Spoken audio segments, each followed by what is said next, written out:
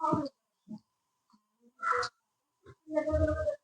Students, आपका इस channel पर बहुत बहुत स्वागत है। सबसे पहले इससे पहले वाले वीडियो में हम डिस्कस किए थे natural numbers, real numbers, even numbers, odd numbers और रेशनल नंबर और इरेशनल नंबर्स के बारे में। उससे आगे हम देखने वाले हैं प्राइम नंबर्स यानी अभाज्य संख्या किसको कहते हैं। तो अभाज्य संख्या वैसी संख्या को कहते हैं जो एक और स्वयं के अलावा किसी और संख्या से विभाजित ना हो, तो वैसी संख्या को हम अभाज्य संख्या यानी प्राइम नंबर्स कहते हैं। जैसे हो जाएगा 2, 3, 5, 7, 11, 13 डॉट डॉट etc और इन्फिनाइट तक ये बढ़ते रहेगा। इसका भी अंत नहीं है, इसको भी हम इन्फिनाइट तक लिख सकते हैं। उसके बाद लिखा हुआ जितना भी अभाज्य संख्या होती है उन सभी अभाज्य संख्या को 6n प्लस माइनस 1 के रूप में होती है। मतलब जितना भी अभाज्य संख्या होगा वो 6n प्लस माइनस 1 के रूप में लिखा जा सकता है। अब देखिए कि कोई भी संख्या मुंह उठा के आ जाए कि हम 6n प्लस माइनस 1 के रूप में हैं, हमको भी ले लो, शामिल कर लो अभाज्य संख्या में, तो ऐसा नहीं है।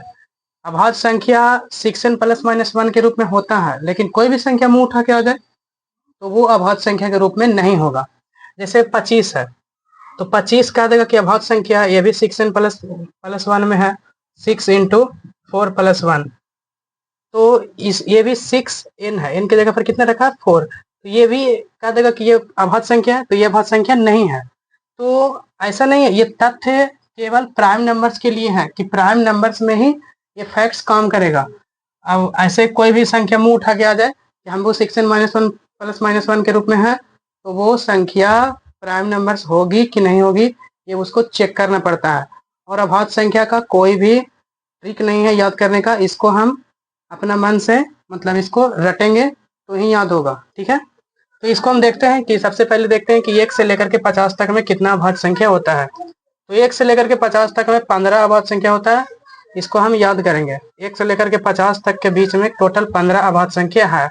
अब देखिए कि जैसे कि 1 से लेकर 50 तक आप लिखिएगा और उसमें काउंट कीजिएगा कि टोटल कितना प्राइम नंबर्स है। सर बोल रहे हैं कि 1 से लेकर 50 तक में 15 है, तो 15 आप काउंट कीजिएगा लिख करके 1 से लेकर 50 तक में।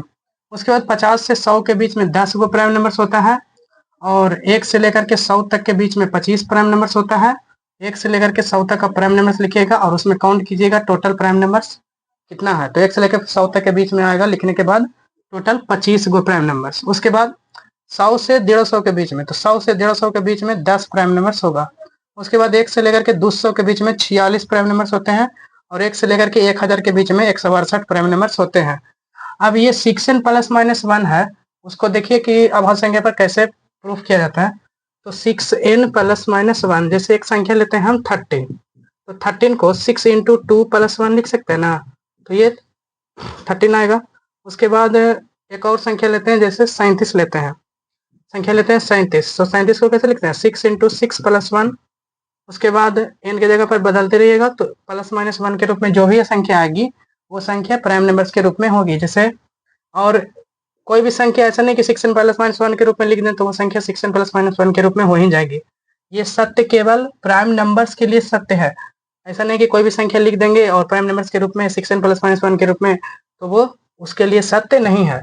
अब जैसे कोई संख्या लेते हैं, जैसे एक संख्या लेते हैं 51, तो 51 को 51 तो काट जाता है, 17 51, 51 नहीं है प्राइम नंबर।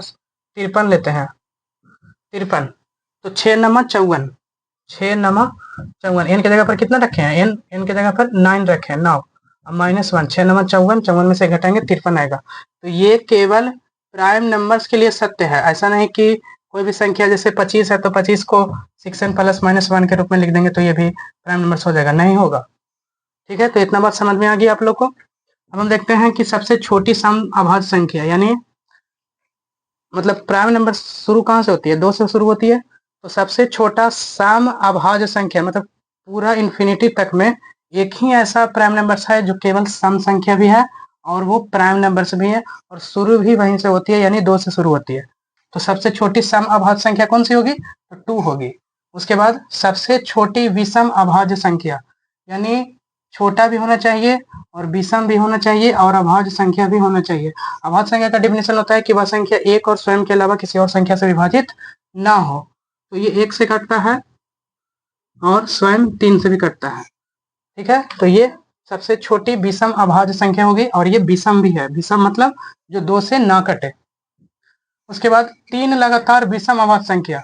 आप इन्फिनिटी तक में जितना भी प्राइम नंबर्स लिखिएगा उसमें प्राइम नंबर्स 3 लगातार विषम अभाज्य संख्या यही होगा। उसके बाद आप इन्फिनिटी तक भी अगर आप ढूंढ लीजिएगा तो भी 3 लगातार विषम अभाज्य संख्या नहीं मिलेगा आप लोग को।